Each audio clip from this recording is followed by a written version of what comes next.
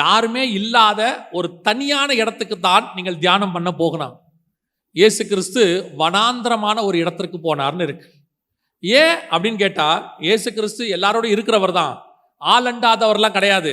ஆனால் எப்போ அவர் தேவனோடு கூட இருக்கணும்னு முடிவு பண்ணிட்டாரோ அந்த நேரத்தில் வேற யாரோடும் அவருக்கு தொடர்பு இல்லை. ஒன்று தேவனோடு, இல்லை மனுஷனோடு. இன்னைக்கு நாம ஜெபம் பண்றோம், காலையில் எழுந்திருக்கிறோம், ஆனால் தேவனோடு கூட தனித்திருக்கிற ஒரு அனுபவம் இருக்கிறதா? தேவனுக்குன்னு ஒரு தனி டைம் நம்ம கிட்ட இருக்குதா?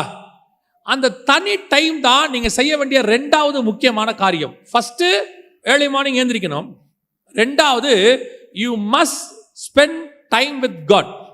அந்த நேரத்தில் வேற யாரோடையும் உங்களுக்கு தொடர்பு இருக்கக்கூடாது, வேற யாரோடையுமே இருக்கக்கூடாது. அப்படின்னா என்ன, யாருமே வேண்டாமா? யாரும் வேண்டான்னு அர்த்தம் கிடையாது. அவங்க எல்லாரும் ஒரு குறிப்பிட்ட நேரம் தேவனோடு இருக்கும்போது அவங்களுக்கு என்ன கிடையாது, நம்மகிட்ட இடம் கிடையாது. அது ஏர்லி மார்னிங் அப்படி ஒரு டைம் நீங்கள் கொடுத்துடணும். இன்னைக்கு இருக்கிறதுலே பெரிய பிரச்சனை. நீங்கள் சொல்லிடலாம், நான் தனியாக தாங்க காலையில் எழுந்துச்சி ஜோம் பண்ணுறேன், நான் ரூமில் சாத்திப்பேன், யாருமே கிடையாது. யாருமே இல்லை, ஆனால் பக்கத்தில் ஒரு ஃபோனுன்னு ஒன்று இருக்கும். உங்கள் பக்கத்தில் என்ன இருக்குது? ஃபோன் இருக்குது. மனைவி ஒருத்தர் தான், பிள்ளைங்க 2 பேர், ஆனால் ஃபோனுக்குள்ள 1000 கான்டாக்ட் இருக்குது. 1000 கான்டாக்ட். இவங்க அத்தனை பேரும் உங்களுக்கு வாட்ஸ்அப் பண்ணுவாங்க. எதுக்கு தான் கூப்பிட்டுமே, என்னவானா இருக்கட்டுமே. தேவனோடு கூட இருக்கிற நேரத்தை விட முக்கியமான நேரம் வேறு ஒன்று உலகத்தில் கிடையவே கிடையாது. அந்த தேவனுக்குன்னு ஒரு டைம் கொடுக்கணும்ல, டைம் ஏந்திரிச்சு அவருக்கு தனியாக ஸ்பெண்ட் பண்ணணும்ல, அவர் கூட உட்காரணும்ல. இன்னைக்கு இருக்குதா? அந்த தனித்திருக்கிற ஒரு அனுபவம் இருக்குதா? குடும்ப ஜபம் இருக்கு, அதுவே இல்லை, இருக்குன்னு நான் நம்புறேன். குடும்ப ஜபம் இருக்கு, கூடி வந்து ஆராதிக்கிறது ஒரு காங்கிரிகேஷன் இருக்கு. ஆனால் தேவனோடு கூட தனித்திருக்கிற ஒரு அனுபவம் உங்களுக்கு இருக்கா? அமெரிக்காவினுடைய த சக்சஸ்ஃபுல் பிரசிடென்ட் அப்படின்னு சொல்லுவாங்க. யாருன்னு கேட்டிங்கன்னா ஆப்ரஹாம் லிங்கன். இவர் தான் இருக்கிறதுலே மோஸ்ட் சக்சஸ்ஃபுல் பிரசிடென்ட். இவர் தான் அமெரிக்காவை வந்து ஒரு ரைட் பாதைக்கு வடிவமைச்சவர். ஆனால் இவர் தேவ மனுஷன், நல்ல ஆண்டவரை தேடுற ஒரு மனுஷன், பைபிள் வாசிக்கிற மனுஷன். ஒரு நாள் ஒரு பெரிய பணக்காரர், அந்த அமெரிக்காவில் இருக்கிற மில்லியனர், அவர் என்ன பண்ணுறாரு, இவர்கிட்ட அப்பாயின்மெண்ட் கேட்குறாரு, இந்த மாதிரி உங்களை நான் பார்க்கணும் அப்படின்னு சொல்லி. ஆப்ரஹாம் லிங்கனுக்கு வந்து த மோஸ்ட் பிஸியஸ்ட் பிரசிடென்ட். ஏன்னா அவர் அப்போ தான் அமெரிக்காவே வடிவமைக்கிறாங்க.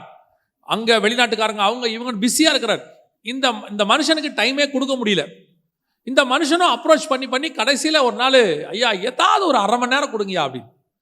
கடைசியில் பிரசிடென்ட் ஆஃபீஸ்லேருந்து ஃபோன் வருது, நீங்கள் காலையில் 5 மணிக்கு வாங்க, பிரசிடென்ட் கூப்பிடுறாரு, 5 o'clock அப்பாயின்மெண்ட். அமெரிக்காவில் 5 மணி குளிருங்கிறது எப்படி இருக்குன்னு உங்களுக்கு தெரிஞ்சிருக்காதுன்னு நினைக்கிறேன். பெங்களூரை விட ஒரு 4 மடங்கு அதிகமாக இருக்கும். ஆனாலும் அந்த மனுஷன் சரி 5 மணிக்கு, ஆனால் பிரசிடென்ட் நம்மளை 5 மணிக்கு கூப்பிட்றாரே அப்படின்னு சொல்லிட்டு பிரசிடென்ட்டை பார்க்க பிரசிடென்ட் ஆஃபீஸுக்கு போயிட்டார், ஜனாதிபதி ஆஃபீஸுக்கு போயிட்டார். போய் அந்த ஜனாதிபதி ஆஃபீஸில் முன்னாடி உட்காரார், சேரில் உட்காந்தா உள்ள ஒருத்தர் பேசிகிட்டு இருக்கிறார். இந்த மனுஷனுக்கு ஷாக். நம்மளே 5 மணிக்கு வந்திருக்கிறோம், யாரோ ஒருத்தருக்கு 4:30 மணிக்கு அப்பாயின்மெண்ட் கொடுத்துருக்கிறார், அவர் வந்து 5 மணி வரைக்கும் பேசிக்கிட்டு இருக்கிறார் அப்படின்ட்டு. சரியாக 5 மணி உள்ளேருந்து பெல் அடிக்கிறார், உள்ளே வாங்க அப்படின்னு சொல்லி. இவர் வெயிட் பண்ணுறாரு, உள்ளே போல, திருப்பி பெல் அடிக்கிறார், உள்ளே வாங்க அப்படின்னு. உள்ளே போய் கதவை திறந்துட்டு இப்படி பார்க்குறாரு. உடனே லிங்கன் கேட்டாராம், என்ன பார்க்குறீங்க அப்படின்னு. இல்லை, நீங்கள் ஒருத்தரோட பேசிகிட்டு இருந்தீங்க, அவர் வெளியே வரட்டும் தான் நான் வெயிட் பண்ணேன், அதான் நான் வேறு ஏதாவது டோர் இருக்கா இப்படி போயிட்டாரான்னு பார்க்குறேன் அப்படின்னு. இப்போ ஆபிரகாம் லிங்கன் சொன்னாராம், நான் மனுஷங்கிட்ட பேசுறதுக்கு முன்னாடி தேவனோடு கூட தனித்திருப்பது என்னுடைய வேலை. டெய்லி ஃபஸ்ட்டு நான் ஆண்டவர்கிட்ட தான் பேசுவேன், அதுக்கப்புறம் தான் நான் மனுஷங்கிட்ட பேசுவேன். இன்றைக்கி உங்களுக்கு 5 மணிக்கு அப்பாயின்மெண்ட்டு, அதனால் நான் மார்னிங் ஒரு 4 o'clockலாம் எழுந்திரிச்சு நான் ரெடி ஆகி ஒரு 1 hour ஆண்டவர்கிட்ட பேசிட்டேன்.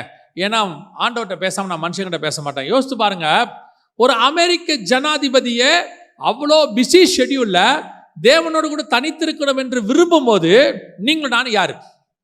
நீங்கள் நானும் என்ன அப்படி செஞ்சிட்டோம்? வேலை இருக்கு, நான் இல்லைன்னு சொல்லலை. இயேசுநாதர் கூட சாயங்காலம் வரைக்கும் இருந்தார். இருட்டோட எழுந்திருந்து ஒரு தனியான வனாந்தரமான இடத்திற்கு போனார். ஈசாக்கு சாயங்கால வேளையில தியானம் பண்ணும்படி வெளியில் போயிருந்தான். எல்லாரையும் விட்டுட்டு எல்லாம் ரிலாக்ஸ் ஆகி மொத்தத்தையும் கொஞ்சம் ஓரமா வச்சுட்டு தேவனோடு கூட தனித்து இருக்கணும், ஆண்டவர்கிட்ட உட்கார்ந்து இருக்கணும். அப்பதான் அவர் என்ன சொல்றாருன்னு உங்களுக்கு கேட்கும். பல நேரங்களில் நீங்கள் போய் உட்காந்து ஆண்டவர்கிட்ட நீங்க தான் பேசிக்கிட்டு இருக்கிறீங்க. ஆண்டவர் பேசுனதை கேட்டீங்களா? இந்த வசனம் என்ன சொல்லுது? ஏசாயா 50:4, கற்றுக்கொள்ளுகிறவனை போல நான் கேட்கும்படி என் செவிகளை கவனிக்க செய்கிறார். அவர் பேசுறாரா, இயேசு கேட்கிறாராம். ஆனா இங்க பெரும்பாலும் என்ன நடக்குது? நாம பேசுறோம், தேவன் கேட்கிறார். ஏன்? நம்மளை பத்தி ஆண்டவருக்கு தெரியாதா? நம்மளை பத்தி எல்லாம் அவருக்கு தெரியும். சரி, நீங்க கேட்கறதா கூட இருக்கட்டும், எப்போ பார்த்தாலும் நீங்களே கேட்டுக்கிட்டு இருக்கிறீங்களே, எப்போ தேவன் உங்ககிட்ட பேசினார்? எப்போ தேவனுடைய சத்தத்தை நீங்க கேட்டீங்க? அதுக்கான நேரத்தையோ அதுக்கான இடத்தையோ கொடுத்தீங்களா? இப்போ பாருங்க, ஒரு பிஸியான ரோடு இருக்கு, மார்க்கெட் ரோட். ஒரு 50 அடியில இருந்து உங்க கணவரோ அல்லது சொந்தக்காரங்களோ ஒன்று சொல்றாங்க. நீங்க என்ன சொல்லுவீங்க தெரியுமா? ஒண்ணுமே கேட்கல. ஏன்னா சுத்தி அவ்வளோ சவுண்ட் இருக்குது, ஒண்ணுமே என்ன செய்யல, கேட்கல. சில நேரத்தில் பாருங்க, ஃபோன் வரும், அந்த பேசுறவர் சைடு யாரும் ஹார்ன் அடிச்சுட்டு இருப்பாங்க. உங்களுக்கு இந்த அவர் பேசுறது கேட்காது. எது கேட்கும்? ஹார்ன் சவுண்ட் கேட்கும். நீங்க சொல்லுவீங்க, அந்த ஹார்ன் சவுண்ட் ரொம்ப இருக்குது, நீங்க பேசுறது என்ன செய்ய மாட்டேங்குது, கேட்க மாட்டேங்குது. அப்படின்னா என்ன அர்த்தம்? அங்கிருந்து பேசுறவருது உங்களுக்கு கேட்கணும்னா உங்களை சுத்தி என்னவா இருக்கணும்? அமைதியாக இருக்கணும். 2 பேர் மட்டும் பேசணும். அதுதான் தனித்திருக்கிற இடம். நீங்களும் தேவனும் தனியா இருந்தா மட்டும்தான் தேவன் பேசுறது உங்களுக்கு கேட்கும். அவர் உங்க லைஃப்ல என்ன வச்சிருக்கிறாரு, எவ்வளவு விஷயத்துக்கு நீங்க கன்ஃபியூஸ் ஆகுறீங்க, எவ்வளவு விஷயத்துல நீங்க தப்பா முடிவெடுக்கிறீங்க. அது உலக பிரகாரமான வேலையாவே இருக்கட்டும், இந்த வேலைக்கு போலாமா வேணாமா, இந்த பிசினஸ் ஸ்டார்ட் பண்ணலாமா வேணாமா, அல்லது இந்த பொண்ணை கல்யாணம் பண்ணலாமா வேணாமா, இல்லை இந்த படிப்பு படிக்கலாமா வேணாமா, வீட்டு இந்த இடம் வாங்கலாமா வேணாமா, வெளிநாட்டுக்கு போலாமா வேணாமா, எவ்வளோ உங்க லைஃப்ல இருக்கு, எவ்வளோ கன்ஃபியூஷன். இதுக்கு நீங்க என்ன பண்றீங்க தெரியுமா? ஒரு சிம்பிள் வேலை செய்யறதுக்கு பதிலா ரொம்ப காம்ப்ளிகேட் ஆக்கிக்கிறீங்க. எப்படி காம்ப்ளிகேட் ஆக்கிக்கிறீங்க? காலையில எழுந்திருச்சு இருட்டோட தேவனோடு தனித்திருக்கிற அதுக்கு போனீங்கன்னா, பேசுகிறவனுக்கு திருப்பி பதில் கொடுக்கிற தேவன் தான் நம்முடைய ஆண்டவர். அவர் மறு உத்தரவு கொடுக்கிறவர். உங்க வாழ்க்கைக்கு தேவையான எல்லாவற்றுக்கும் கர்த்தர் பதில் கொடுப்பார். அந்த ஜெபத்தை நீங்க ஏன் தேவன்கிட்ட போய் தனியா கேட்க கூடாது? ஆண்டவர்கிட்ட உட்காந்து ஏன் இதுக்கான பதில் என்ன ஆண்டவர்னு கேட்க கூடாது? ஒவ்வொரு விஷயத்துக்கு நீங்க கேட்கலாம். நான் உங்களுக்கு சொல்றேன், ஒவ்வொரு விஷயத்துக்கு நீங்க கேட்கலாம். நான் என் அனுபவத்தை சொல்றேன், ஆண்டவரோடு கூட எனக்கு இருக்கிற அந்த தொடர்பை வச்சு நான் சொல்றேன். சின்ன சின்ன விஷயத்துக்கு கூட பதில் கொடுக்கிற தேவன் அவர். சிம்பிள் விஷயத்துக்கு உங்களுக்கும் எனக்கு வேணா அது ரொம்ப சிம்பிளா தெரியும். ஆனா கர்த்தரை பொறுத்த வரைக்கும் அது என் பிள்ளைகள் கேட்குது. ஒரு தகப்பன் ஸ்தானத்திலிருந்து ஆண்டவர் அதை செய்வார். கேட்கிற கேள்விக்கு பதில் கொடுப்பார். நீங்க போங்க, முதல்ல ஆண்டவரோட தனித்திருக்கணுங்கிறதான ஒரு சுபாவத்துக்கு வாங்க. நீங்க தான் உங்க பிள்ளைகளுக்காக உபவாசம் இருக்கணும். நீங்க தான் உங்க காரியத்துக்காக ஜெபம் பண்ணுங்க. அப்படி பண்ணி உங்களுக்கு ரொம்ப கன்ஃபியூஸா இருக்கு, எனக்கு சரியாவே புரியல, ஒரு கன்ஃபர்மேஷன் வேணும்னா ஊழியக்காரங்கிட்ட வரலாம். ஊழியக்காரனும் சேர்ந்து ஜெபம் பண்ணி இருவர் ஒருமனப்பட்டிருந்தால் பரலோகத்தில் இருக்கிற என் பிதாவினானது ஆகும்னு சொல்லி உங்களுக்கு ஒரு கன்ஃபர்மேஷனை கொடுக்கலாம். நீங்க ஆண்டவர்கிட்ட உட்காரதில்ல, ஜெபம் பண்றதில்ல. நான் நேரடியாவே சொல்றேன், இங்க உட்கார்ந்துருக்கிறவங்களை எத்தனை பேர் எனக்கு தெரியாது, ஆனா பெரும்பான்மையானவர்கள் தேவன் பக்கம் உட்கார்றவங்க கிடையாது. காலையில டைம் ஸ்பெண்ட் பண்றவங்க கிடையாது. நல்லா 7 மணிக்கு எழுந்திருச்சு, 6:30 மணிக்கு எழுந்திருச்சு, 7:30 மணிக்கு அறக்க பறக்க கிளம்பி நீங்க சொல்ற வார்த்தை பிஸி பிஸி பிஸி. காலையில 5 மணிக்கு 4 மணிக்கு எழுந்திருச்சு நீ உட்கார்ந்து உங்க குடும்பத்தை நடத்தி பாருங்க. உங்க குடும்பம் ஏன் இப்படி ஒரு மோசமான கண்டிஷன்ல இருக்கு? உங்ககிட்ட பணம் இருக்கு, வீடு இருக்கு, எல்லாம் இருக்கு, ஆனா குடும்பத்துல சமாதானம் இல்லை, குடும்பத்துல நிம்மதி இல்லை, பிள்ளைங்களை குறிச்ச பயம், வீட்டுல பயங்கரமான சண்டை. காரணம் என்ன? இதான், வேற ஒண்ணுமே கிடையாது. கணவனும் மனைவியும் காலையில உட்காரணும். கணவன் மட்டும் உட்கார்ந்தா பத்தாது, மனைவியும் உட்காரணும். இன்னைக்கு நடக்கிறது இல்லை. ஆனா கேட்டா சொல்றது, காலையில் எழுந்திரிக்கணும், பால் காய்ச்சணும், பிள்ளைய ஸ்கூலுக்கு அனுப்பணும், அவரை கேட்டா சொல்லணும் வேலைக்கு போகணும், இந்த டிராஃபிக்ல போறதுக்கு 1 hour ஆகும், போய் சம்பாதிக்கணும். எல்லாம் உண்மை. இவ்வளவு எதுக்காக? இத்தனை எதுக்காக? உங்களுக்கு கொடுத்த குடும்பத்தை, உங்களுக்கு கொடுத்த வாழ்க்கையை நல்லா நடத்துறதுக்கு. அதுக்கு பணம் மட்டும் பத்தாது, உங்க உழைப்பு மட்டும் பத்தாது. இதுக்கு மேல ஒருத்தர் இருக்கிறாரு, அவர் தான் அதை நடத்த வல்லமை உள்ளவராக இருக்கிறார். அவருக்கான டைம் கொடுக்கணும், அவரோடு கூட டைம் ஸ்பெண்ட் பண்ணணும், தனியா உட்காரணும். சிலர் சொல்றாங்கல்ல, ஒரு பிள்ளைங்க சொன்னாங்க அவங்க அப்பா பத்தி, பயங்கர பிஸி எங்க அப்பா, இது வரைக்கும் எங்க அப்பா எதுக்குமே எங்க ஸ்கூலுக்கு வந்ததில்லைன்னாங்க. எதுக்குமே வந்ததில்லை, பேரண்ட்ஸ் டீச்சர்ஸ் மீட்டிங்க்கு வந்ததில்லை, ஸ்கூல் சேர்க்கும் போது வந்ததில்லை, ஃபீஸ் கட்ட வந்ததில்லை, எல்லாம் எங்க அம்மா தான் செய்வாங்க, எங்க அப்பா வந்ததே இல்லை. என்ன காரணம்? எங்க அப்பா பிஸி. பிஸி இருக்கட்டும், பிள்ளைங்கிட்ட டைம் ஸ்பெண்ட் பண்ண முடியாத பிஸி, வீட்டில் கொஞ்சம் டைம் ஸ்பெண்ட் பண்ண முடியாத பிஸி, அதையும் தாண்டி தேவனுக்கு டைம் கொடுக்க முடியாதவங்க. இது எப்படி காரணமே புரியல. தயவு செய்து ஒரு டைம் ஒதுக்குங்க, தேவனோடு கூட தனித்திருங்க, யாரையும் அந்த நேரத்தில் சேர்க்காதீங்க. உங்கள் ஃபோனெல்லாம் சுவிட்ச் ஆஃப் பண்ணுங்க. அந்த நேரத்தில் தேவனோட தொடர்பு இருக்கும் போது உலக தொடர்பு, தகவல் தொடர்பு எதுவும் அவசியம் கிடையாது. அந்த நேரத்தில் ஒரு எஸ்எம்எஸ் அடிக்கும், நல்ல ஜோம் பண்ணிகிட்டே இருப்பீங்க. பிசாசு என்ன பண்ணுவான் தெரியுமா? சம்பந்தம் இல்லாத ஆளை உங்களுக்கு ஒரு மெசேஜ் அனுப்ப சொல்லுவான். நேராக அந்த ஆளை அனுப்புவோம். நீங்கள் நல்லா ஆவியில் நிறைய ஜோம் பண்ணிட்டு இருப்பீங்க, டங்குன்னு ஒரு சவுண்டு கேட்கும். ஆட்டோமேட்டிக்காக மலைக்கு மேலே போனவங்களை கீழே கூப்பிட்டு வந்துடும். கீழே கூப்பிட்டு வந்து எடுத்து பார்ப்பீங்க, என்ன மெசேஜ்?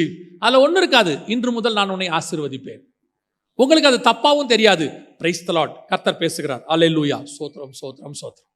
நல்ல ஆவியில மேலே போயிட்டே இருப்பீங்க, டங்குன்னு ஒரு சவுண்டு கேட்கும். எடுத்து பார்ப்பீங்க, மலைகள் விலகினாலும் பர்வதங்கள் நிலை பெயர்ந்தாலும். ஏன்னா காலங்காத்தால எஸ்எம்எஸ் இந்த மாதிரி வசனம் அனுப்பத்துக்குன்னு ஒரு 100 பேர் இருக்கான் இல்லையா? அப்படி ஒரு ஆள் இருக்கு, ஒரு 100 பேர் இருக்காங்க. அவங்களுக்கு அதை அனுப்பினாதான் அவங்களுக்கும் தூக்கம் வரும். இப்போ உங்களை மலையில ஏறவே விடாது, டங்கு டங்கு டங்குன்னு சவுண்டு கேட்க கேட்க ஏறி ஏறி இறங்கிக்கிட்டே இருப்பீங்க. இப்போ உங்களுக்கு அது பாவமாகவும் தெரியாது, ஏன்னா வந்ததெல்லாம் வசனம். கர்த்தர் பேசுறார், கர்த்தர் பேசுறார். கர்த்தர் எஸ்எம்எஸ்ல பேசுறதை விட நேரடியாக பேசுவார், உங்களோடு கூட பேசுவார். கர்த்தருடைய சத்தம் கேட்கும். கர்த்தரோடு கூட போய் உட்கார்ற ஒரு அனுபவத்துக்கு வாங்க. அல்லேலூயா. சாயங்கால வேளையில் அந்த வசனத்தை வாசிங்க. சாயங்கால வேளையில ஈசாக்கு 24ஆம் அதிகாரம் 63வது வசனம் வாசிங்க. ஈசாக்கு சாயங்கால வேளையிலே தியானம் பண்ண வெளியிலே போயிருந்து தன் கண்களை ஏறெடுத்து பார்த்தபோது ஒட்டகங்கள் வரக்கண்டான். அந்த தியானம் பண்ண வெளியில் போனான் பாருங்க, தியானம் பண்ண வெளியில போயிட்டான், ஆண்டவரோட தனியா சஞ்சரிக்கிற இடத்துக்கு போனா பாருங்க. அங்க போகும்போது தான் வசனம் சொல்லுது, எதிரில் யார் வர்றது? ரெபேக்கா வருகிறாள் என்று வசனம் சொல்லுது. நல்லா கவனிங்க, இதான் ரொம்ப முக்கியம். ஏன் உங்களை இவ்வளவு காலையில் எழுந்திருக்க சொல்றோம்? ஏன் இப்படி தனித்திருக்க சொல்றோம்? ஏன் ஜோம் பண்ண சொல்றோம் அப்படின்னா, அதுக்கு மிக முக்கியமான ஒரு விஷயம் என்ன அப்படின்னா, ஆண்டவருடைய ஆசீர்வாதம் அங்கிருந்தா வருது. அந்த இடத்துல அந்த நேரத்தில் தான் என்ன வரும்? ஆசீர்வாதம் வரும். எப்பவுமே நல்லா தெரிஞ்சுக்கொள்ளுங்க, கர்த்தர் உங்களுக்கு கொடுக்கறதுக்கு முன்னாடி ஒரு இடத்துக்கு வர சொல்லுவார். ஆதியாகமம் 22:2 வாசிங்க பார்ப்போம். அப்பொழுது அவர், உன் புத்திரனும் உன் ஏகசுதனும் உன் நேசகுமாரனுமாகிய ஈசாக்கை நீ இப்பொழுது அழைத்து கொண்டு மோரியா தேசத்துக்கு போய் அங்கே நான் உனக்கு குறிக்கும் மலைகள் ஒன்றின் மேல் அவனை தகன பலியாக பலியிடு என்றார். நான் உனக்கு குறிக்கும் இருக்கு பாருங்க, அந்த இடம் வசனம் இருக்குதா? மலைகளில் ஒன்றின் மேல் அப்படின்னு நிறுத்தாம, நான் உனக்கு குறிக்கும் இடம், பர்டிகுலர் பிளேஸ். இன்னொரு வசனம் வாசிங்க, மத்தேயு எழுதின சுவிசேஷம் 28ஆம் அதிகாரம் 16வது வசனம் வாசிங்க. 11 சீஷர்களும் கலிலேயாவிலே இயேசு தங்களுக்கு குறித்திருந்த மலைக்கு போனார்கள். நல்லா கவனிங்க, the place was mentioned, already decided. ஏற்கனவே அந்த இடம் குறிக்கப்பட்டிருக்கிறது. கலிலேயாவுக்கு ஒரு மலைக்கு போங்கன்னு சொல்லல, கலிலேயாவின் மலையிலே குறித்த இடத்துக்கு போங்க. இங்க ஆபிரகாம்கிட்ட சொல்றாரு, மோரியா மலைகளில் நான் குறித்த இடத்திற்கு. நீங்க தொடர்ந்து அந்த 24 அதிகாரம் பார்த்தீங்கன்னா, கர்த்தர் குறித்த இடத்திற்கு அவன் வந்தான்னு இருக்கும். அது மட்டுமல்ல, தேவாலயம் கட்டும்போது நேற்று வாசிச்சமே 2 நாளாகமம் 3:1, அதுலேயும் கர்த்தர் குறித்த இடத்துல அந்த இடத்துக்கு நீங்கள் போகும்போது, அதைத்தான் உங்களுக்கு சொல்றேன், ஸ்பிரிச்சுவலி அந்த ஸ்டாண்டர்டான இடத்துக்கு நீங்கள் வரும்பொழுது, கர்த்தர் குறிக்கிறதான அந்த ஆவிக்குரிய வளர்ச்சி தனித்து வந்து இருட்டோட எழுந்திருச்சு ஒரு ஆவிக்குரிய வளர்ச்சி வரும்போது, அந்த ஸ்டாண்டர்ட்ல உங்களுக்குரிய ஆசீர்வாதம் உங்கள் எதிரில் தானாய் வரும். ரெபேக்கா அங்க தானா வராங்க, ஈசாக்கு தேடியே போல. ஈசாக்கு மனைவியை பத்தி யோசிக்கவே இல்லை, அவன் போனது தியானம் பண்ண, அவன் பண்ணது வெளியே. அவர் இதை பத்திலாம் எதையுமே யோசிக்கல. வேலைக்காரன் தான் வந்து சொல்றாரு, அந்த ஊழியக்காரன் தான் வந்து சொல்றாரு, இந்த மாதிரி காரியங்கள்லாம் நடந்துச்சு, நான் போனேன், நடந்ததுல. அப்புறம் வந்து ஈசாக்கிட்ட ஒரு விவரமா சொல்றாரு, வசனம் பின்னாடி இருக்கு, விவரித்து சொன்னான்னு. ஆனால் ஈசாக்கை பொறுத்த வரைக்கும் கர்த்தர் குறித்த இடம் தியானம் பண்ணும்படி வெளியில் போயிருந்தான், அவ்வளவுதான். அந்த இடத்துக்கு, அந்த நேரத்திற்கு, அந்த பர்டிகுலர் ஸ்பிரிச்சுவல் வளர்ச்சிக்கு நீங்கள் வரும்போது உங்களுக்கு தேவையான ஆசீர்வாதம் உங்களுக்கு முன்னால் தானாய் வரும். நீங்க இந்த ஆசீர்வாதத்தை தேடி தானே ஓடுறீங்க. ரெபேக்கா எங்க இருக்குது, ரெபேக்கா எங்க இருக்குன்னு ஓடுறோம்ல, எங்க இருக்கு நன்மை கிருபை எங்க இருக்குன்னு ஓடுறோம்ல. ஆனா நீங்க இருக்கிற இடத்துக்கு அது வருங்கிற. நான் திருப்பியும் சொல்றேன், ஏன் அனுபவத்தை வச்சு சொல்றேன், நமக்கு என்ன தேவையோ அதை பரமபிதா முன்பே அறிந்திருக்கிறார். அவர் வந்து நீங்கள் இருக்கிற இடத்திற்கு கொடுப்பதற்கு வல்லமை உள்ள தேவனாய் இருக்கிறார். நீங்க அலைய வேண்டியதே இல்லை. என்னை பொறுத்த வரைக்கும் நான் ஆண்டவரோட பழகினதுல சொல்றேன், நம்ம அலைஞ்சு திரிஞ்சணும்னு கர்த்தர் விரும்பவே இல்லை. யோசித்து பாருங்க, ஆகார் அலைந்து திரிந்தாள், சாராள் கூடாரத்தில் இருந்தாள். ஆகார் அலைந்து திரிந்து ஒரு குழந்தையை பெற்றாள், சாராள் கூடாரத்துக்குள் இருந்து ஒரு குழந்தையை பெற்றாள். இது வாக்குத்தத்தம் பண்ணப்பட்ட குழந்தை, அது மீறுதலினால் வந்த குழந்தை. எப்பவுமே சரி, கர்த்தர் ஒரு விஷயத்தை உங்களுக்கு செய்யறாருன்னா ரொம்ப ஸ்மூத்தா இருக்கும், ரொம்ப ஸ்மூத்தா இருக்கும். நீங்க ஒண்ணுமே பண்ண வேண்டாம், எல்லாமே தானா நடக்கும். நடக்குமா? நடக்கும். ஆனா அவர் சொல்றதை நீங்க செஞ்சுக்கிட்டே இருக்கணும், அவ்வளவுதான். கர்த்தர் குறிக்கிற இடத்துக்கு நீங்க போகணும். போனீங்கன்னா அங்க எல்லாம் நடக்கும். என் ஊழியத்தின் பாதையில நான் சொல்லுவேன், 22 வருஷத்துக்கு முன்னாடி, 23 வருஷம் ஆச்சு, 23 வருஷத்துக்கு முன்னாடி நான் சொல்றேன், ஊழியத்தின் பாதையில புறப்படும் போது 2004 ஆண்டவர் இந்தியாவுக்கு வர சொன்னார், வெளிநாட்டில இருந்து. அப்ப எல்லாரும் சொன்னாங்க இங்க இருந்தே மினிஸ்ட்ரி பண்ணலான்னு எனக்கும் தோணுச்சு. ஆனா கர்த்தர் சொன்னார், நீ இந்தியாவுக்கு போகணும் அப்படின்னு சொன்னார். ஸோ இந்தியாவுக்கு வந்தாச்சு. அதே மாதிரி ஆண்டவர் 11 மாசம் காத்திருக்க சொன்னார். 11 மாசம் நான் காத்திருந்தேன். ஒரு ஊழியம் கிடையாது. எல்லாரும் பேச ஆரம்பிச்சிட்டாங்க, இவனுக்கு ஊழியம் இல்லை, சும்மா கதை விடுறான், பொய் சொல்றான், ஆண்டவர் இப்படி சொன்ன எப்படி விடுவாரு. ஆனா ஜெபம் பண்ணிட்டு இருக்கிறேன், கர்த்தர் சொல்றாரு நீ பொறுமையாரு பொறுமையாருங்கிறார். 11 மாசம் நான் ஒண்ணுமே செய்யல, ஜெபம் பண்ணிட்டு இருந்தேன், கர்த்தர் சொல்றதை மட்டும் கேட்டுட்டே இருந்தேன். ஒரு நாள் ஆண்டவரே ஒருத்தரை பார்க்க என்னை கூட்டிட்டு போனார். நான் வேற ஒருத்தரை பார்க்க போறேன், வழியில ஒருத்தர் என்னை பார்க்கறாரு. இது என் லைஃப்ல நடந்தது. வழியில ஒருத்தரை பார்க்கறேன், அவர் கேட்கிறாரு, தம்பி என்னப்பா பண்ற? ஒன்றும் பண்ணலனே, மினிஸ்ட்ரிக்கு வந்தேன், இப்போ ஜெபம் பண்ணிக்கிட்டு இருக்கிறேன். அப்படியா, வாயா நம்ம 2 பேரும் ஜெபம் பண்ணுவோம் அப்படின்னு என்னை ஒரு இடத்துக்கு கூப்பிட்டு போறாரு ப்ரேயருக்கு. நாங்கள் 2 பேரும் 3 நாள் சேர்ந்து ஜெபம் பண்றோம். அந்த இடத்துக்கு ஒருத்தர் வராரு. ஆண்டவருடைய ஸ்கிரீன் பிளே பாருங்க, எப்படி நடத்துறாரு பாருங்க ப்ரோக்ராம். அந்த இடத்துக்கு ஒருத்தர் வரார். அவரும் எங்க கூட பிரேயர்ல கலந்துக்கிறார். அவரும் 3 நாள் இருக்கிறார். அவர் 3 நாள் என்கிட்ட எதுவுமே பேசவே இல்லை. 3ஆவது நாள்ல பிரேயருக்கு நடுவில் ஒரு டீ குடிக்கும் போது கேட்கிறாரு, என்ன பண்றீங்க? இந்த மாதிரி ஆண்டவர் ஊழியத்துக்கு வர சொன்னாரு, வந்து 10 மாசம் ஆச்சு, இப்போ ஒரு பிரேயருக்கு இங்க வந்திருக்கிறோம் அப்படியான்ட்டு அவர் போயிட்டாரு. அவர் போய் அவங்க ஃப்ரெண்டு கிட்ட சொல்றாரு. அந்த ஃப்ரெண்டு என்ன கூப்பிடுறாரு, நீங்க ஏதோ செகண்ட் கமிங் பத்தி மினிஸ்ட்ரி பண்றீங்க வந்திருக்கிறீங்கன்னு சொன்னாங்க, அது என்னன்னு எங்க வீட்டில் வந்து எங்களுக்கு சொல்ல முடியுமா எங்க வீட்டில் அப்படின்னு வந்து சொல்றேன்னு சொல்றேன். ஆண்டவர் அனுப்புறாரு. அது வீட்டு கூட்டம், 4 பேர் தான் இருப்பாங்க, அதெல்லாம் தெரியாது. போனா 10 பேர் இருந்தாங்க. அவரு, அவர் மனைவி, 2 பிள்ளைகள், தம்பி, அவங்க மனைவி, 2 பிள்ளைகள், வேலை செய்யற 2 பேர், எல்லாம் ஒரு 10 பேர் இருக்காங்க. எங்களுக்கு பேசுங்க, 2ஆம் வருகை பத்தி என்னன்னு சொல்லுங்க அப்படிங்கிறார். நம்ம என்ன யோசிக்கணும், நான் யாரு, வெளிநாட்டுல இருந்து வேலையை விட்டு வந்திருக்கிறேன், உங்க வீட்டில் வந்து பேசுறதுக்காக என்ன ஆண்டவர் கூப்பிட்டாரு? அதெல்லாம் இல்லை. ஆண்டவர் சொல்றாரு இங்க பேசுன்னு. எனக்கு ஆண்டவர் சொல்லி கொடுத்தாரு ஒரு காரியம், என்ன தெரியுமா? எவ்வளோ பெரிய வீட்டுக்கும் சாவி சின்னதுதான். வீடு எவ்வளோ பெருசாவனா இருக்கட்டும், சாவி எப்படி இருக்கும்? அந்த வீடு அளவு இருக்காது. சாவி எப்படி இருக்கும்? அந்த டோரை ஓபன் பண்ற சாவி சின்னதுதான். பெரிய ஆசீர்வாதத்துக்கு சின்ன வழியை கத்தர் வச்சிருப்பார். அதுல ஏறினீங்கன்னா பெரிய ஆசீர்வாதம் கிடைக்கும். அவங்க வீட்டுக்கு போக சொன்னார், போனேன். அவங்க 1 மணி நேரம் பேச சொன்னாங்க, 1.5 மணி நேரம் டைம் கொடுத்தாங்க, பேசியாச்சு, முடிச்சாச்சு, வீட்டுக்கு வந்தாச்சு. மறுநாள் அவங்க சர்ச்சிலேருந்து ஃபோன் வருது, நீங்க பாஸ்டர் சொல்றாரு பேசுனீங்களா, ரொம்ப நல்லா இருந்துச்சு, எங்க சபையில் ஒரு 2 நாள் பேசுவீங்களா? சரி, ஓகே. அங்க போறோம். அந்த சர்ச்சில் மீட்டிங் நடக்குது. அந்த மீட்டிங்க்கு வந்த பாஸ்டர்ஸ் 2 மீட்டிங் புக் பண்றாங்க. அங்க ஆரம்பிச்ச ஊழியம் இங்க வரைக்கும் வந்து நிக்குது.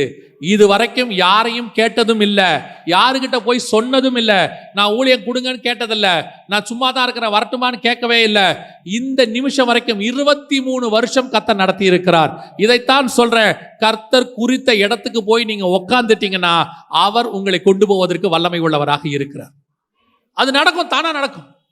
எனக்கு ஆண்டவர் சொல்லி கொடுத்ததான், ட்ரெயின்ல ஏறி உட்காந்துரு கரெக்ட் டைமுக்கு. நீ சாப்பிடல வேற விஷயம், ட்ரெயின்ல ஏறி உட்காந்துரு. அதுக்கப்புறம் ட்ரெயின் அந்தந்த ஸ்டேஷனுக்கு கரெக்டாக போகும். உனக்கு தேவையானது அந்தந்த ஸ்டேஷனில் வரும். நீ சாப்பிட்டுக்கலாம், தண்ணி குடிச்சுக்கலாம், தூங்கிக்கலாம், கரெக்ட் டெஸ்டினேஷன் போய் இறங்கிடுவீங்க. ஒருவேளை நீங்கள் 1 மணி நேரம் லேட்டாக விட்டுட்டு, உங்கள் ட்ரெயினை விட்டுட்டு அடுத்த ட்ரெயினில் ஏறினீங்கன்னா எல்லா ஸ்டேஷனும் லேட்டு தான். 1 hour லேட். டெஸ்டினேஷன் போவீங்க, லேட்டாக போவீங்க, அவ்வளோதான். ஆனால் நீங்கள் கரெக்ட் டைம் ஏறி உட்காந்துட்டீங்கன்னா நிம்மதியாக தூங்கலாம், டெஸ்டினேஷன் வந்து எழுப்புவாங்க. இன்னைக்கு இதுதான் நீங்கள் செய்ய வேண்டிய மிக முக்கியமானது. ஆண்டவர் குறிக்கிற இடத்துக்கு போங்க, ஆண்டவர் சொல்ற இடத்துக்கு காத்துருங்க, காலை தோறும் கர்த்தருடைய சமூகத்தில் வெயிட் பண்ணுங்க, தனித்திருங்க. கொண்டு வர வேண்டிய ரெபெக்காளை கர்த்தர் கொண்டு வருவார். கொண்டு வர வேண்டிய ஆசீர்வாதம். ரெபெக்காளா யாரு? மனைவி. மனைவி குறித்து வேதம் என்ன சொல்லுது? வாசிங்க. நீதிமொழிகளின் புஸ்தகம் 18ஆம் அதிகாரம் 22வது வசன வாசி. மனைவியை கண்டடைகிறவன் நன்மையானதை கண்டடைகிறான், கர்த்தரால் தயையும் பெற்றுக்கொள்ளுகிறான். நான் சொல்லுவேன், மனைவி கண்டடைகிறவன் நன்மையை கண்டடைகிறான். ஒன்று, நம்மளால் அந்த அம்மாவுக்கு நன்மை இருக்கும், இல்லை அந்த அம்மாவால் நமக்கு நன்மை இருக்கும். ஏதோ ஒன்று இருக்கும். சில நேரத்தில் பிள்ளைகளுக்கு ஜுரம் வரும் பாருங்க. அந்த ஜுரம் வர்றது பிள்ளைகளுக்கு நல்லது. ஏன் தெரியுமா? உங்கள் பிள்ளைகள் உடம்புல இருக்கிற இம்யூனிட்டி பவர் என்ன ஆகும்? ரெஃப்ரெஷ் ஆகும். நீங்கள் நர்ஸையோ டாக்டரையோ கேட்டு பாருங்க, அவங்க சொல்லுவாங்க 6 மாதத்துக்கு ஒரு தடவை, 1 வருஷத்துக்கு ஒரு தடவை என்ன வரணும்? நம்ம பாடியில் ஒரு ஜுரம் வரணும், கோல்டு பிடிக்கணும். பிடிச்சா தான் நமக்குள்ளே இருக்கிற இம்யூனிட்டி பவர்லாம் என்ன ஆகும்? ரெஃப்ரெஷ் ஆகும். அந்த மாதிரி தான் சில நேரங்களில் இப்படிப்பட்ட காரியங்கள் நடக்கும். அதனால் நீங்கள் நன்மை இல்லைன்னு நினைக்கக்கூடாது. அதுலேயும் என்ன இருக்கும்? ஒரு நன்மை இருக்கும். இப்போ யோசித்து பாருங்க, ஈசாக்கு சாயங்கால வேளையிலே தனித்திருக்கும்படி ஆண்டவரோடு கூட போகும்பொழுது எதிரில் என்ன வருது? மனைவி வருது, நன்மை வருது, நன்மையான காரியங்கள் வருது. நீங்கள் தனித்திருக்கும் போது கர்த்தர் நன்மையான ஈவுகளை கட்டளையிட வல்லமை உள்ளவராக இருக்கிறார். அல்லேலூயா. யாக்கோபின் புஸ்தகம் 1ஆம் அதிகாரம் 17வது வசனம் வாசி.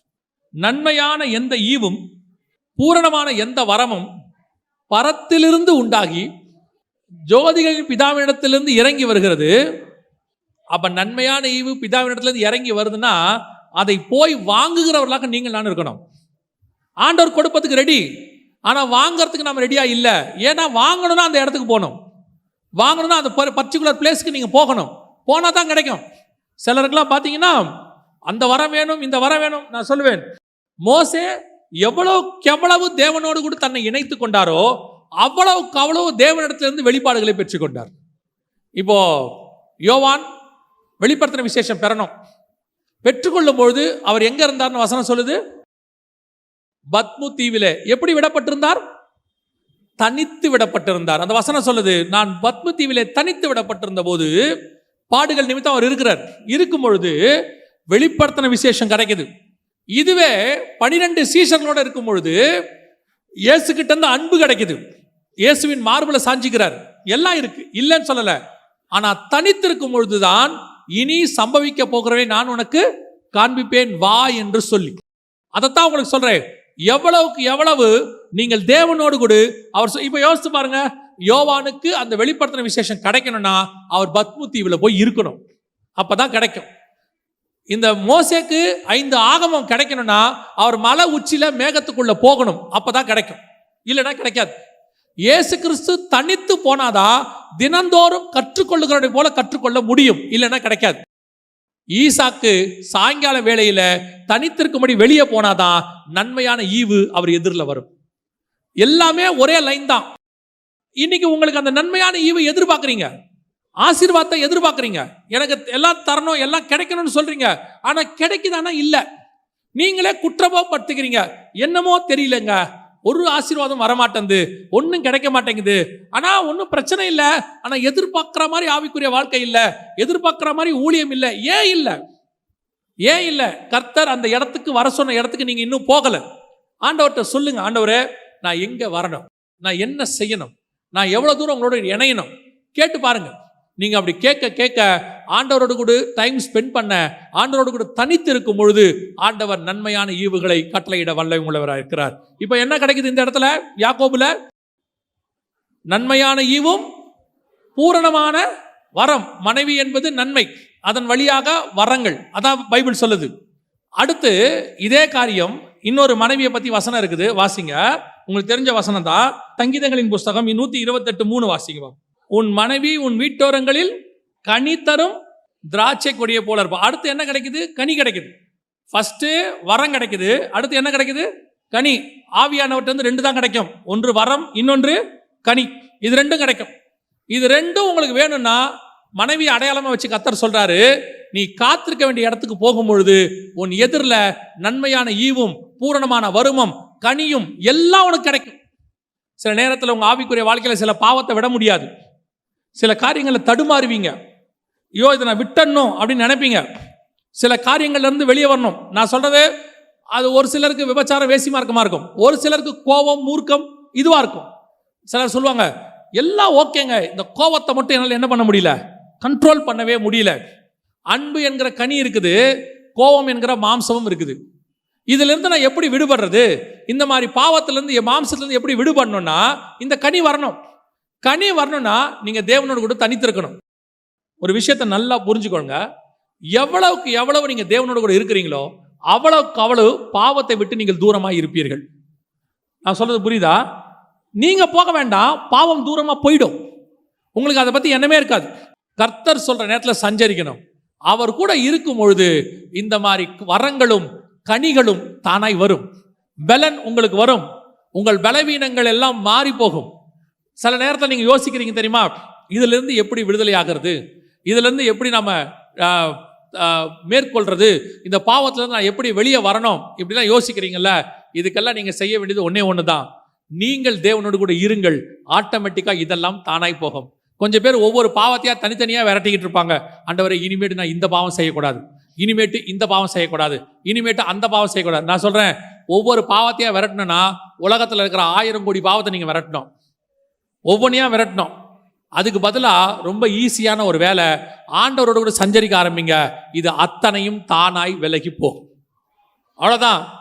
ஒரு இருட்டை போக்கணும்னா அந்த இருட்டை விரட்டி பிரயோஜனம் இல்லை, ஒரு லைட்டு போடணும். உங்கள் எல்லாருக்கும் ஈஸியாக தெரிஞ்ச உதாரணம் தான். லைட்டை போட்டால் எவ்வளோ பெரிய ரூமாக இருந்தாலும் வெளிச்சம் வந்துடும். லைட்டு பெருசாக ஆக ஆக வெளிச்சம் ரூம் முழுக்க அதிகமாகும். அந்த ரூமில் இருக்கிற பூச்சி கீச்செல்லாம் ஓடும் பாருங்க.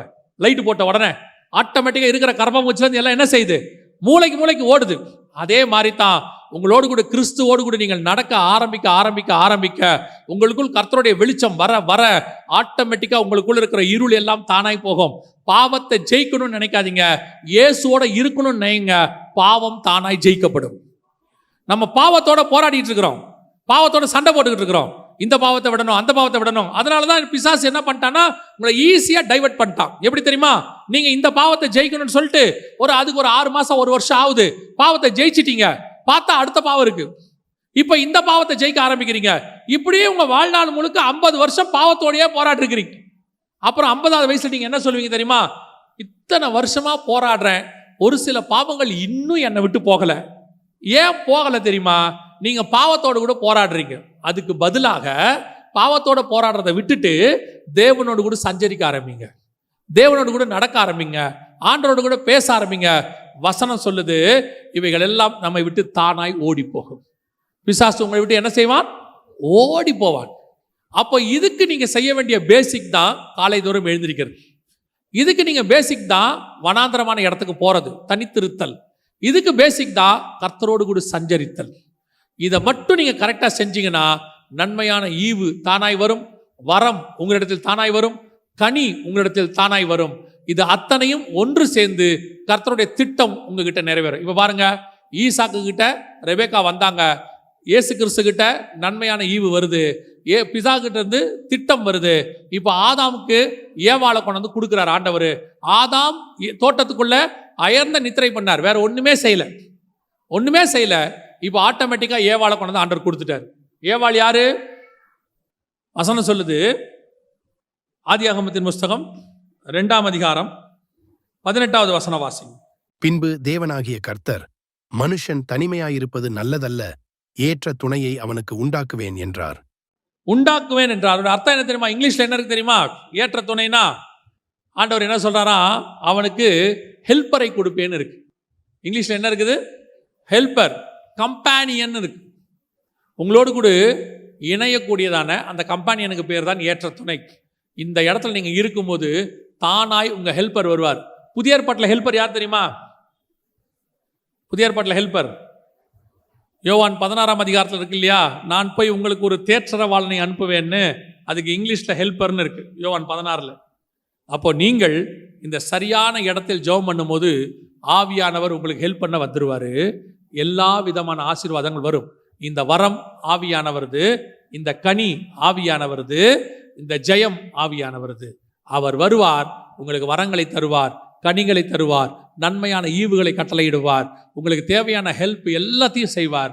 அதுக்கு நீங்க செய்ய வேண்டியது ஒண்ணே ஒண்ணுதான், காலை தோறும் எழுந்திருக்கணும், கர்த்தர் சொல்றபடி தனித்திருக்கணும், கர்த்தர் சொல்ற இடத்துல காத்திருக்கணும். இதை மட்டும் ரெகுலரா, பேசிக் சின்ன ஃபார்முலா பாருங்க, ஒரு சின்ன ஃபார்முலா தான். இந்த ஃபார்முலாக்கு பின்னாடி எவ்வளவு பெரிய விஷயம் இருக்குது பாருங்க. இதை நீங்க செஞ்சு பாருங்க. நீங்க உலகத்தில் இருக்கிற எந்த பரிசுத்தவான்கள், கர்த்தரால் பயன்படுத்தப்பட்ட எல்லா பரிசுத்தவான்கள், வல்லமையாய் பயன்படுத்தப்பட்ட எல்லா பரிசுத்தவான்களுடைய சாட்சியும் கேட்டு பாருங்க. அவங்க சாட்சியில ஒரு லைன் கண்டிப்பா இருக்கும். காலை ஜெபம் கண்டிப்பாக இருக்கும், அதிகாலை ஜெபம் கண்டிப்பாக இருக்கும், இருட்டோட எழுந்திருச்சு தேவ சமூகத்தில் காத்திருத்தல். இந்த செய்தியை நான் சொல்லிட்டு முடிக்கிறேன். இந்த செய்தியை இன்னைக்கு காலையில இருட்டோட எழுந்திருச்சு ஜெபம் பண்ணும் போது கர்த்தர் கொடுத்தது. ஆண்டவர் இந்த வசனங்களெல்லாம் அடுத்து கொடுத்து, இது ஆண்டவர் இன்னைக்கு காலையில உங்களுக்கு பேச சொன்னதான செய்தி. அப்போ உங்க சபையில ஆண்டவர் ஏதோ ஒரு காரியத்தை எதிர்பார்க்கிறார். ஒரு சிலரை கர்த்தர் எழுப்ப விரும்புகிறார். நீங்கள் அது இயேசு கிறிஸ்துவுக்கான அந்த சீஷருடைய ஊழியத்தை செய்வீர்களோ, அல்லது ஈசாக்கை போல நீங்கள் கர்த்தரிலிருந்து திட்டத்தை பெற்றுக்கொள்வீர்களோ, நன்மையான ஈவுகளை பெற்றுக்கொள்வீர்களோ, வரங்கள் கனிகளை கேட்குறீங்களோ, எதை கேட்குறவங்களா இருந்தாலும், நன்மையான ஈவுகளை கேட்குறவங்களா இருந்தாலும், வரங்களை கேட்குறவங்களா இருந்தாலும், அல்லது கனியை கேட்குறவங்களா இருந்தாலும், உங்க அத்தனை பேருக்கும் கர்த்தர் கொடுக்கிற ஒரே சொல்யூஷன், ஒரே வார்த்தை, இனி ஒவ்வொரு நாளும் அதிகாலையில இருட்டோட எழுந்திருச்சு தேவ சமூகத்தில் தனித்திருங்கள். நீங்கள் கேட்கிற அத்தனையும் கொடுப்பதற்கு கர்த்தர் வல்லமை உள்ளவராய் இருக்கிறார். அல்லேலூயா. அது சக்சஸாக இருக்கட்டும், அல்லது பாவத்தை ஜெயிக்கிறதா இருக்கட்டும், அல்லது நீங்கள் விரும்புகிற ஆசீர்வாதமா இருக்கட்டும், அத்தனைக்கும் இது ஒண்ணுதான் ஃபார்முலா.